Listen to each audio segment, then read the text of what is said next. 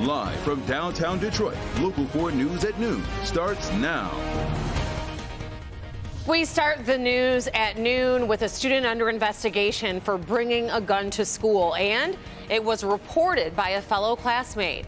The gun was recovered from a student's backpack at Ecorse High School. Megan Woods joins us now from Ecorse. And Megan, it's another example of students being the eyes and ears at school and doing the right thing, reporting it to school officials. That's right, Rhonda. And, you know, Ecorse police, they're now involved with this. They handed the case over to Wayne County Prosecutor's Office, and we spoke to them. They are reviewing it for charges as we speak. Now, we're here outside of the high school where you see school is going on as normal. But yesterday is when the school district announced what happened. They say that they got word from a student that another student brought a gun to school in their backpack. That student and the weapon were escorted off school property. The school district is doing its own investigation separate from Ecorse police investigation, and the school district says there are daily security screenings with the students, but out of caution because of this incident, they are reviewing those procedures to see if there's anything that they can do to better protect students here. And tonight on Local 4 at 5 and 6, we talked to community members, neighbors, and parents about what they feel about this incident. Live in Ecorse, I'm Megan Woods, Local 4. All right, Megan, thank you. Also this noon, police in Southfield are asking for help solving a double shooting at a busy road. Police say that a man and a woman were driving on 10 Mile near Greenfield when someone shot at them. Both had to be taken to a hospital, and their injuries are not life-threatening. Police do say that the victims did know the shooter. No word if there have been any arrests yet, and police are asking for anyone with information about this incident to come forward. Breaking news within the hour, President Biden has signed a bill that avoids a rail strike. Congress approved the measure in the middle of this week. President Biden asked lawmakers to intervene on a possible rail strike, saying that it would do significant damage to the supply train weeks before Christmas. Our nation's rail system is literally the backbone of our supply chain, as you all well know, and so much of what we rely on is delivered on our rail. From clean water to food and gas and every other good. Rail shutdown would have devastated our economy. Rail workers were threatening to strike by next Friday if an agreement could not be reached. The agreement the president signed includes a 24% pay raise over 5 years, but does not include a broad paid sick leave policy that the union really wanted. The president is promising to continue fighting for that. And we have another look at how the economy is doing today, and hiring is staying strong. The Department of Labor says that the economy added 263,000 jobs in November, and that's well above the 200,000 estimate. The unemployment rate stayed unchanged at 3.7%. The report actually sent stocks tumbling over fears that it may lead to more interest rate hikes. We know the economy is top of mind for so many of us, and right now the Help Me Hank team is out in the community, as they are every week, getting a chance to talk to you directly. Consumer investigator Hank Winchester has already been to Taylor and Westland and Roseville and so many more smaller communities. This afternoon he is at the Modern Greek in Dearborn. And what's for lunch?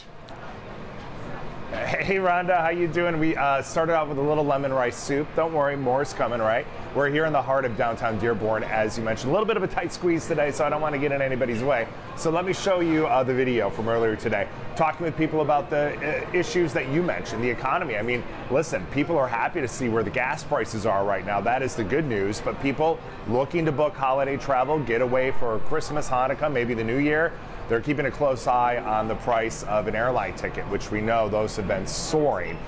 People also talking about budgeting as they get ready for holiday shopping, but happy to see so many of the big sales that we saw on Black Friday throughout the month of November and for Cyber Monday. We're going to continue the conversation here in the heart of downtown Dearborn. A good crowd here. Again, the restaurant's a little bit narrow, but there's a big seating area back there, good seating area up here. A lot of good food, a lot of good conversation. Now, if you don't have an opportunity to make your way out during the lunch hour to one of the locations that you mentioned that we've already visited, or the ones that we're going to go to here in the future, feel free to connect with me directly. There are many different ways you can get in touch with me. Let me know if you're having any issues, problems that you need investigated. That's what it is all about. So for now, Rhonda, we're live here in the heart of downtown Dearborn. We'll send it back to you in the studio. Well, I'm sure they appreciate seeing you right there in the flesh to truly talk about some of the things that are on their mind. Thank you, Hank.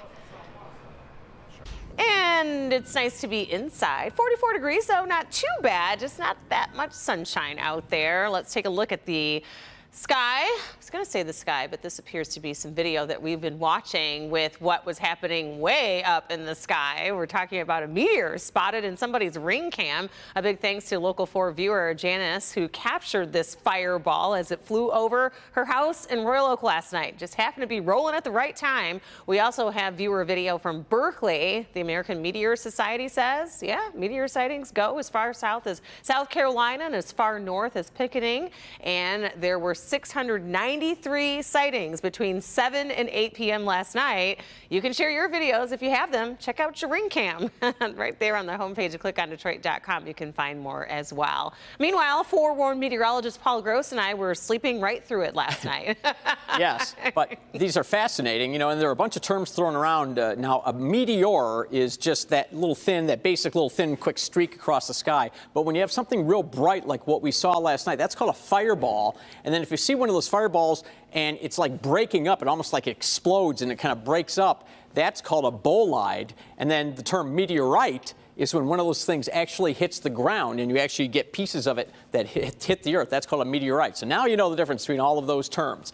All right, right now, temperatures have risen into the 40s as expected. We're lagging just a little behind here in Mount Clemens at 39 degrees, but most of us are in the 40s right now. The wind is blowing from the south, and it is starting to slowly ramp up as we expected. Now, basically a 10 to 15 mile per hour wind, but it's really the gusts that we're watching. Starting to see some gusts, and those stations reporting wind gusts are seeing 20 to maybe 22, 23 mile an hour wind gusts. And by the end of the afternoon, I think, oh, it just popped up to 25 miles per hour in Port Huron.